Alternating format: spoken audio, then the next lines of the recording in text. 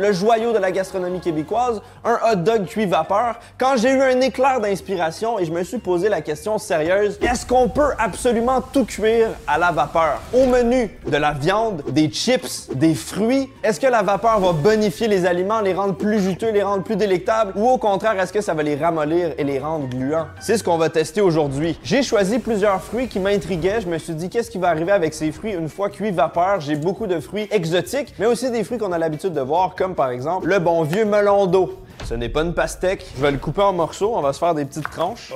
Oh, il a l'air bien juteux. Je dépose une belle tranche de melon d'eau dans le panier. D'ailleurs, si vous comprenez pas trop comment fonctionnent ces paniers de bambou, c'est très simple. Il y a 2 étages, on peut superposer des aliments et on met ça au-dessus d'une casserole d'eau bouillante et la vapeur qui va monter va tout simplement cuire les différents étages de produits. C'est souvent utilisé pour cuire des légumes, du poisson ou aussi des dumplings. J'ai ici un fruit du dragon jaune, un délicieux fruit que j'affectionne particulièrement, mais qui, attention, est très laxatif et provoque des chiasses explosives. Attention, hein. L'intérieur est magnifique. Une chair blanche avec plein de petites graines noires. Je vais juste le déposer à côté du melon d'eau. J'ai ici un petit fruit de la passion. Ça, c'est très, très particulier. C'est pas facile à couper. Il faut y aller avec un mouvement sec.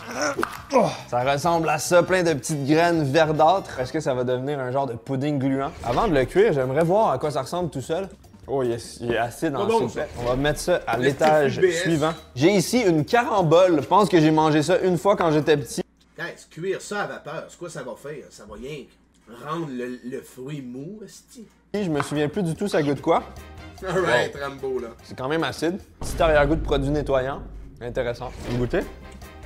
Ça goûte le char neuf. Ça goûte le Chevrolet 2024 ce soir-là. Ouais. Des belles étoiles.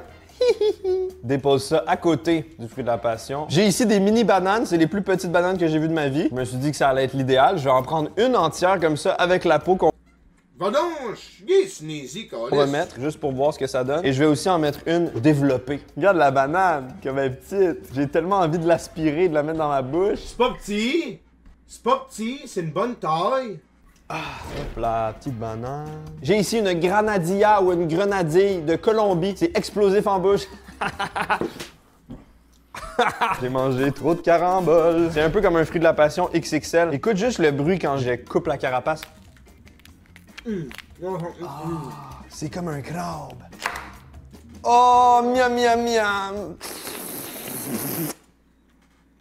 Oh, il est bon. Je dépose ça à côté de notre banane et notre carambole. Reste plus qu'à superposer le tout, mettre ça sur un lit de vapeur et on va avoir dans quelques minutes de délicieux fruits cuits vapeur.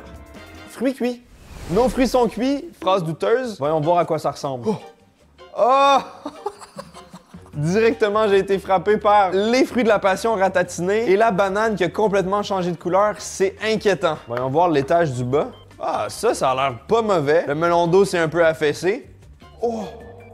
Le fruit du dragon est flasque. Il y a une espèce d'odeur goûteuse qui s'émane du panier. Tu sais, quand on est dans le sauna, ça sent un peu le bois chaud. Et en même temps, les fruits légèrement moisis. Je sens que ça va être intéressant. Regarde ça! On dirait que le melon d'eau s'est transformé en genre jelly. Le fruit du dragon. On l'écoute pas, on l'écoute. Oh! Le fruit du dragon s'est décollé de la peau. Regarde! Des trucs insolites cuits à la vapeur. Déjà, juste au niveau visuel, je suis extrêmement impressionné par ce que ça a donné. Je vais commencer avec un morceau de melon d'eau bien ramolli. Oh! Floppy watermelon. I like myself a good floppy. C'est vraiment particulier. Ça a préservé son goût très sucré, très fruité. Ça reste bien juteux, mais c'est un peu gluant, mais pas totalement désagréable. On dirait l'hybride entre un melon d'eau frais et du jello. Honnêtement, ça fonctionne. Le fruit du dragon, regarde ça.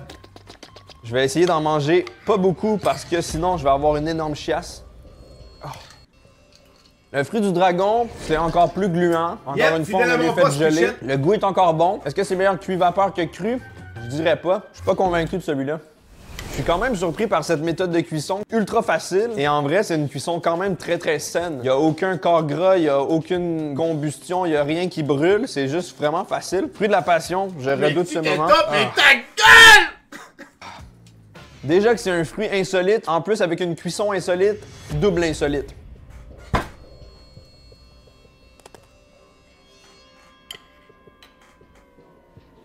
Mais en quoi le goût devient pas bon?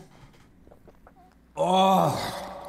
Il était très acide quand j'y ai goûté. Là, il l'est encore plus une fois cuit vapeur. Très, très étrange. Par contre, une observation intéressante que j'ai vue, c'est que les grains qui sont normalement très durs et croquants et exigeants pour la mâchoire, là, sont un J'aime ça quand c'est dur, moi. peu plus ramollis. Donc, pour les gens qui ont de la misère à croquer dans les grosses graines dures, peut-être que ce serait mieux pour vous. Grosses graines dures, mini banane brunie à la vapeur.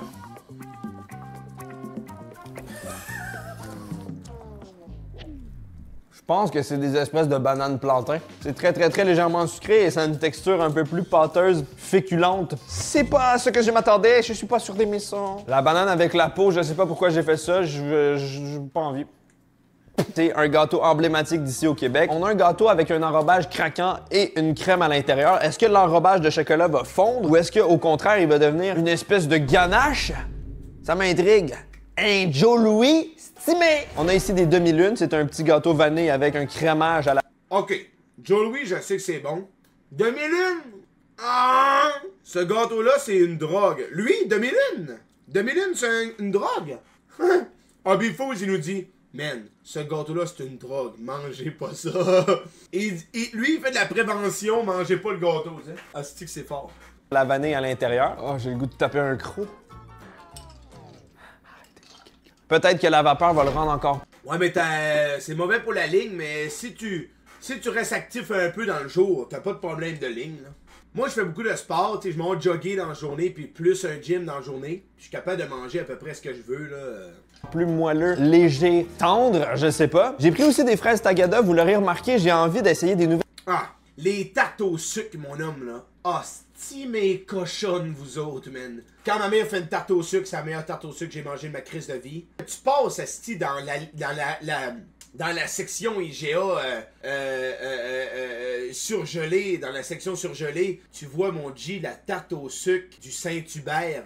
Gros, j'y ferais du sexe, man. American Pie type shit, man, leur calice de tarte au sucre au Saint-Hubert, man. Nouvelle texture, de faire des contrastes, de faire des découvertes. Et là, on a un bonbon à l'extérieur un peu plus croquant et à l'intérieur guimauve un peu moelleux. Qu'est-ce que ça va donner? Elle me demande. Au niveau du salé, j'ai pris des galettes de riz. Les galettes de riz, c'est soufflé, c'est léger, c'est craquant. Est-ce que ça va devenir comme une éponge gluante? Je mange du saumon, je vais me planter une arête dans la gencive. Combien de fois m'a vous dire que manger des fruits de mer, c'est de la calice de merde? En plus d'être un aliment de la mer, il vient de se blesser, calice, à cause du cartilage. Fucking hell, fruits de mer, man. Fox, les fruits de mer, c'est du gros crise de BS, man. Arrête de manger ça, le gros, man. Tu t'aurais pas pété une gencive avec du bon steak extra mec comme je viens de manger à soir. Du saumon, c'est pas un fruit de mer. C'est-tu malade mental, les gars? Tabarnak. C'est quoi, calice? C'est une volaille. Guys, un poisson, c'est un fruit de mer, calice! Oh, vous êtes fucké, man. Qu'est-ce que vous me dites là? OK? C'est quoi, Chris, un mammifère? Tabarnak, guys. Un poisson, c'est un fruit de mer, Chris. Ça vit dans l'eau. Un fruit de mer, esti.